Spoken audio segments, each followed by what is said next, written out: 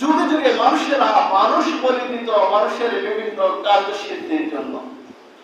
মানুষও বলে দিত আল্লাহ রাব্বুল আলামিনকে বাদ দিয়ে মানুষকে তারা দেবদেবীর নামে বিভিন্ন মূর্তি নামে তারা জবাই করত। আমরা জানি মিশরের প্রসিদ্ধ নদী নীল নদ। নীল নদের নাম শুনছি আমরা। পৃথিবীর ইতিহাসে একটি বড় নদী এবং ঐতিহাসিক নদী হল নীল নদ।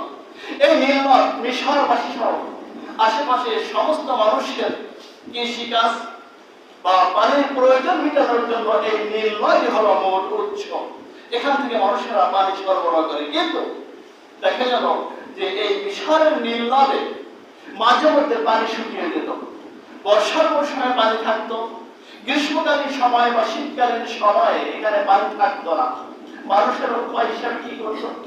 মানুষেরা তখন জাহিলি যুগের মানুষেরা এখানে পানি পাওয়ার জন্য প্রতি বছর যখন অনাবৃষ্টি দেখা দিত, নীল নদের পানি শুকিয়ে যেত, তখন ষোড়শী কোন কন্যাকে, রূপবতী গুণবতী কোন কন্যাকে তারা সাজিয়ে গুছিয়ে পুত্র বধূর সাথে সাজিয়ে তারা এই নীল নদের মাঝখানে নিয়ে যেত। এরপরে এই নীল নদের নামে তাকে বলি দিয়ে দেওয়া হতো। নীল নদের নামে ওখানে তারা জবাই করে দিত। ফলে সত্যি সত্যি দেখা যেত যে ওখানে পানির অভাব হতো, পানি আসতো, এরপরে মানুষরা পানির দ্বারা উপকৃত হতো। এমনি ভাবে জাহিলি যুগে চলতে থাকতো। যখন এভাবে চলতে থাকলো, আল্লাহ নবী সাল্লাল্লাহু আলাইহি ওয়াসাল্লাম দুনিয়া থেকে ওফাত গ্রহণ করলেন। এরপরে খোলাফায়ে রাশিদিনের জামানা যখন চলে আসলো, হযরত আবু বকর রাদিয়াল্লাহু তাআলা আনহু তিনিও যখন ওফাত গ্রহণ করলেন, ক্ষমতা যখন হযরত ওমর ইবনে খাত্তাব রাদিয়াল্লাহু তাআলা আনহুর কাছে চলে আসলো, হযরত ওমর ইবনে খাত্তাব রাদিয়াল্লাহু তাআলা আনহু তার যোগ্য নেতৃত্ব দিয়া পৃথিবীর বিভিন্ন দেশগুলোকে যখন নিজের আয়ত্ত করে নিতে লাগলেন, শাসন করতে লাগলেন, মুসলমানদের করায়ত্ত করতে লাগলেন, ঠিক তেমনি ভাবে হযরত ওমর রাদিয়াল্লাহু তাআলা আনহু এই মিশরকে আয়ত্ত করার জন্য হযরত আমর ইবনে আস রাদিয়াল্লাহু তাআলা আনহুকে দায়িত্ব দিয়া তার অধীনে সৈন্যবাহিনী দিয়া মিশর আক্রমণ করার জন্য পাঠিয়ে দিলেন। মিশর আক্রমণ করা হলো আমর ইবনে আস রাদিয়াল্লাহু তাআলা আনহুর নেতৃত্বে। হযরত আমর ইবনে আস রাদিয়াল্লাহু তাআলা আনহুর নেতৃত্বে মিশর মুসলমানরা বিজয় লাভ করলো। সুবহানাল্লাহ।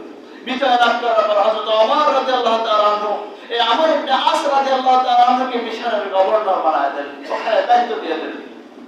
যখন মুসলমান শাসিত এলাকা হয়ে গেল, আমর ইবনে আস রাদিয়াল্লাহু তাআলা আনহু যখন মিশরের গভর্নর হলেন, তখন মিশর যখন মুসলমানদের অধীনে হয়ে গেল, দেখা গেল একটা সময় এসে নীল নদের পানি শুকিয়ে গেছে।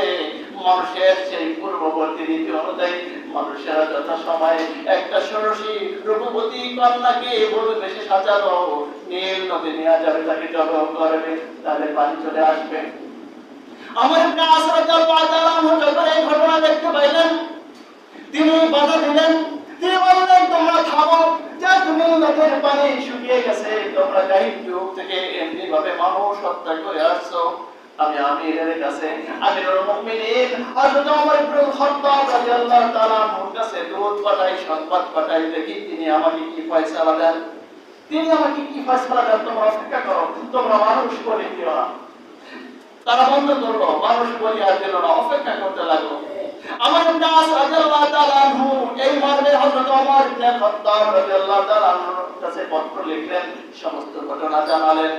হযরত ওমর রাদিয়াল্লাহু তাআলা আনহু পত্র পেয়ে পুনরায় একখান পত্র আমর ইবনে আস রাদিয়াল্লাহু কাছে লিখে পাঠালেন।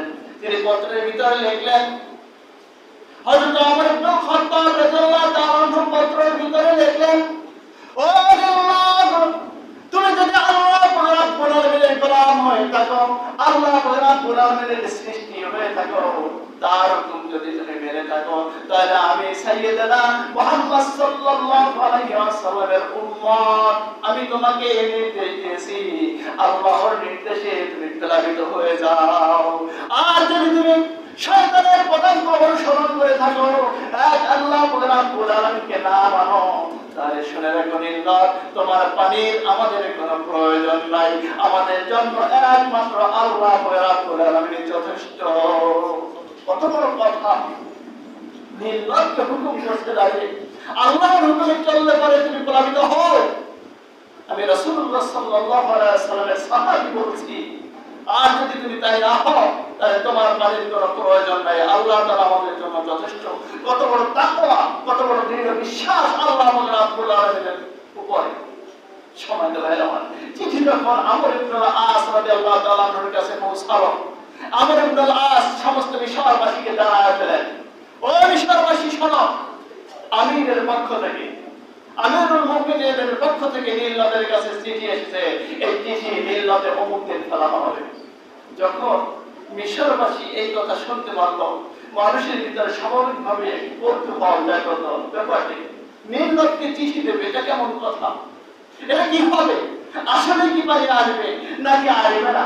মানুষের ভিতরে যখন এই কৌতূহল সৃষ্টি হয়ে গেল, নির্ধারিত তারিখে দেখা গেল সমস্ত মিশরবাসী নীল নদের দুই পারে সমবেত হয়ে গেছে, লক্ষ লক্ষ জনতা সমবেত হয়ে গেছে। কি হয় দেখো, যখন দুই ধারে লক্ষ লক্ষ মানুষ সমবেত হয়ে গেল, হযরত আমর ইবনে আস রাদিয়াল্লাহু তাআলা যথাসময়ে চিঠিখানা নিয়া সমস্ত মিশরবাসীকে পড়ে শোনায়া নীল নদের ভিতরে নেমে চিঠিখানা নীল নদের কাছে রেখে দিলেন। সাথে সাথে দেখা গেল এমন প্লাবন শুরু হয়ে গেল, পানিতে সমস্ত নীল নদটা পরিপূর্ণ হয়ে গেল। সুবহানাল্লাহ! এক সেকেন্ড দেরি হয় নাই, সাথে সাথে প্লাবন শুরু হয়ে গেল।